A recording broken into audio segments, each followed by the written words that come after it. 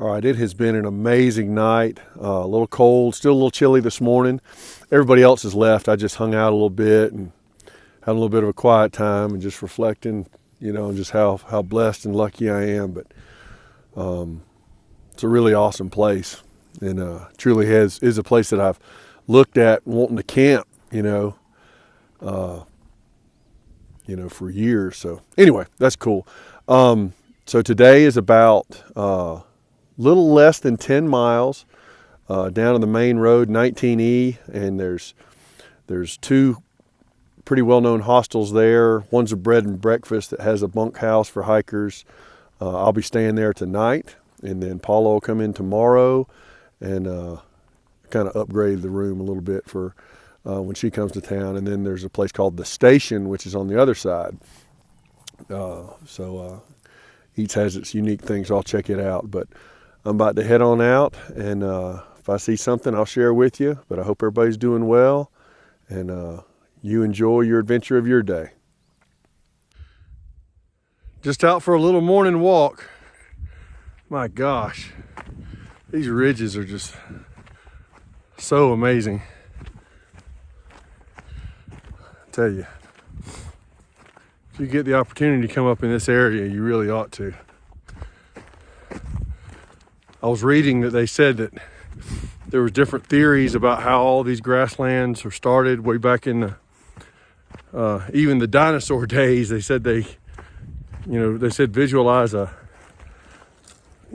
the size of an elephant up here grazing.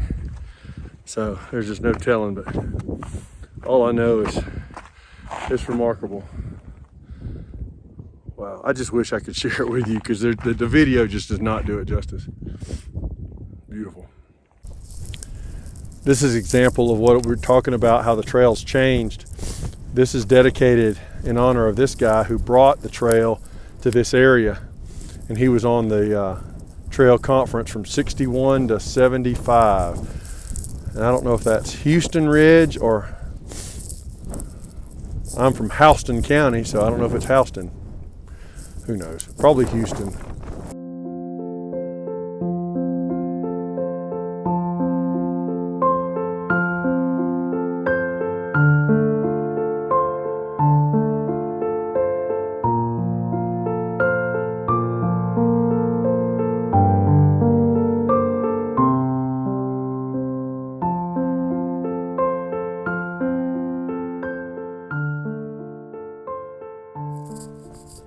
So here's some kind of sign on the ground. I'm not sure if that's hog or bear, but it's real coarse. Probably hog. Not sure though. If anybody knows, let me know. Wow. Forgive the hair. I was getting hot with my knit hat and my baseball caps on the back, but one of the questions I had before I came out here was, are you going by yourself? And I hope that you've learned, if you've been watching any of the videos, or I'll just go ahead and tell you. I mean, technically I came out here by myself, but you see there are all kind of people, kind of come and go.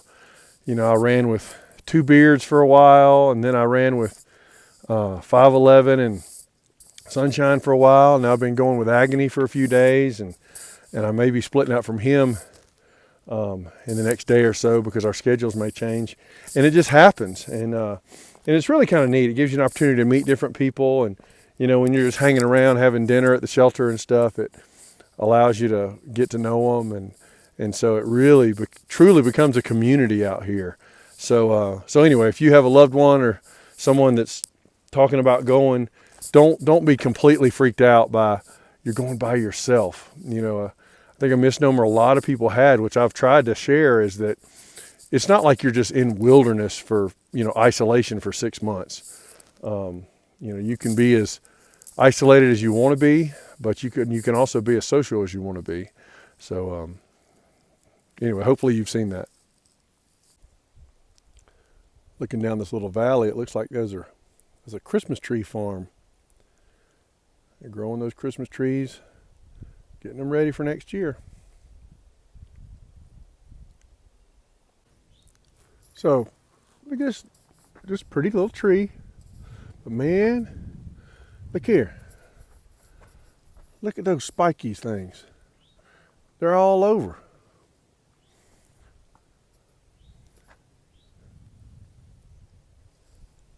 Huh. That'd do some damage. Wow.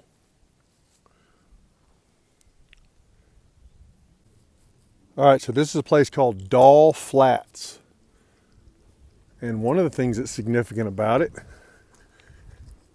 is that on the AT, like I've told you, we've been riding the state border between North Carolina and Tennessee, but we are leaving North Carolina for the last time. So into Tennessee, and the next border will be Virginia in about 50 miles. So that's kind of exciting. All right, I thought this was a good example. If you happen to be studying erosion or weathering or anything, all that, this is a huge piece of rock. I mean, it's huge. And if you look closely though, there's cracks in here, and then when water gets in here, and what we talked about and learned that water freezes, when it freezes it expands, so it breaks these pieces apart, and they fall off into medium-sized little pieces, and then they break down into smaller pieces, and they eventually get down into sand and small gravel, so it just continually breaks down, whether it's through the wind or the water or people walking on it out here, but it just happens naturally. And the same thing with the leaves. The leaves fall, and it's not really erosion, but it's decomposition. The leaves fall, and then they break down, and they turn into your soil.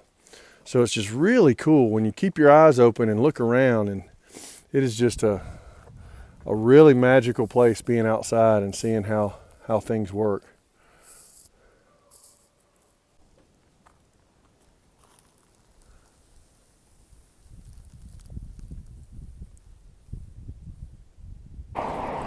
All right, little road walk coming down to the hostel. They didn't give really great directions. I had to call and find out, but it should be right down here. All right, Mountain Harbor Bed and Breakfast. Next right, Mountain Harbor Hiker Trail entrance. Hiking trail used at old risk. Boom, boom, boom.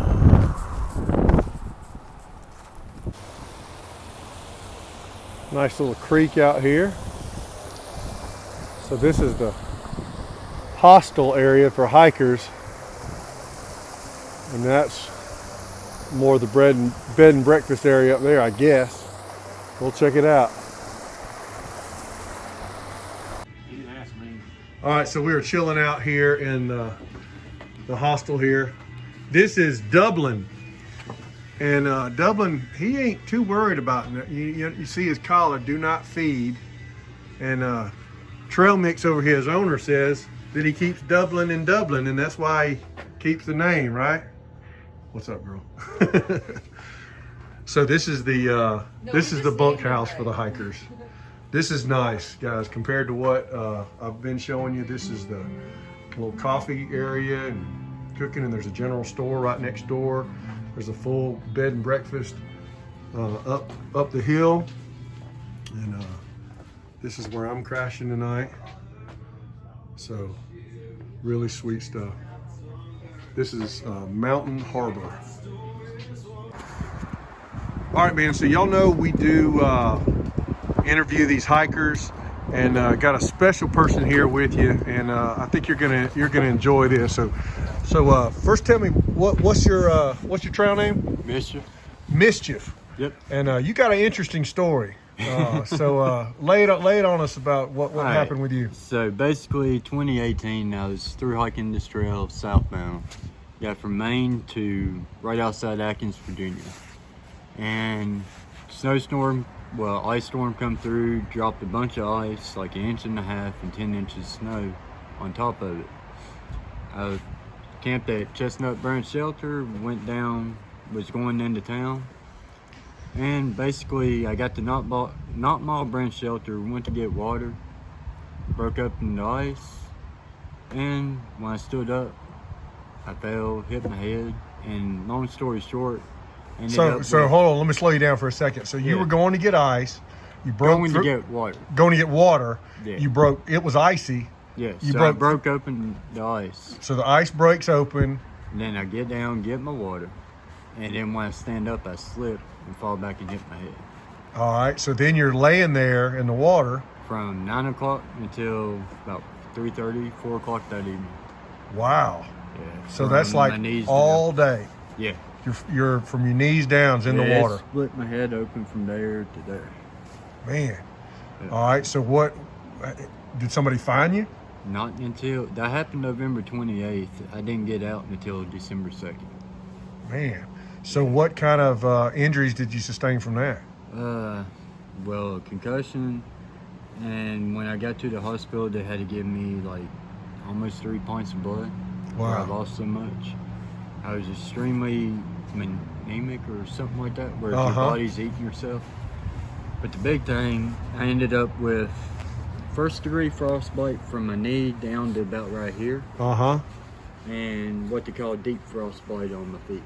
Wow. That's the kind that goes all the way down to your bone marrow, and everything. So were they able to do anything with your feet? Yeah, I'm amputated. Like, I have no toes. Well, basically the pad that's underneath your toes, I have about half of that on this foot. This foot, I have about a half inch past my ankle. Wow. So they had to amputate a good bit. Yeah. Well, in begin with, it wasn't that much, but with frostbite, you have to let it run its course. Right. During that time, they was waiting, my right foot got gangrene.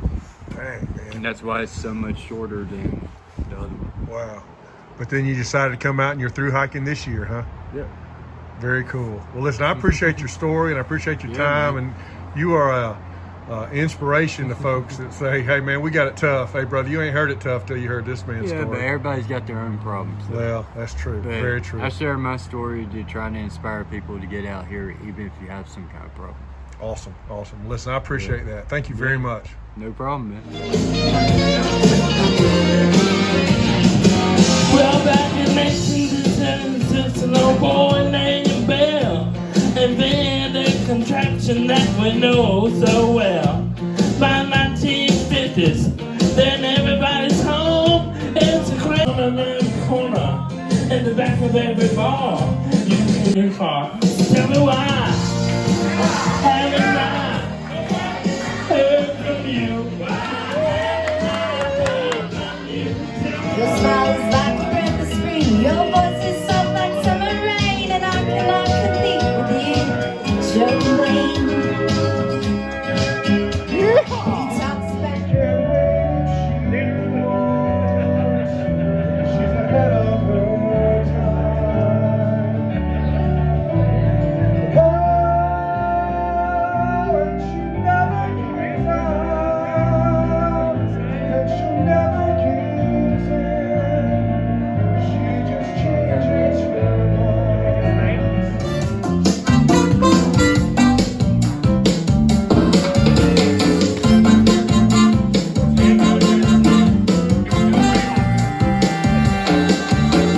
Low rider drives a little slower.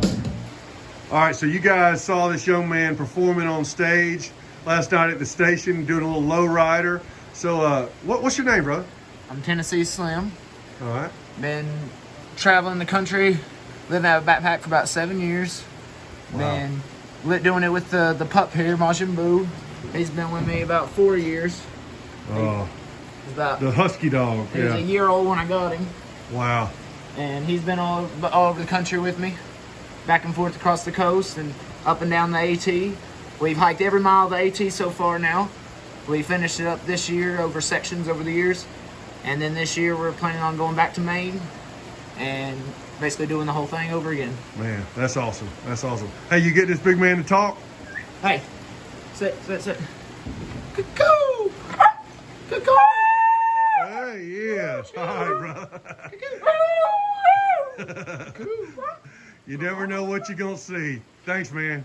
No problem, buddy. All right, so the end of a video, I thought that was pretty random, man. You never know what you're gonna see. So you saw some karaoke. I even got up on stage and did some Billy Joel. It's just, you know, it's an adventure. Every day's new. Man, it's just a blessing. I got my wife here with me, and so it's been an awesome day. And gonna take tomorrow off, complete zero tomorrow, and I'll be back on trail Monday. And so that'll probably be the next time I pick up the camera. But hope everybody's doing well. Hope you enjoyed the video. And that's it for now.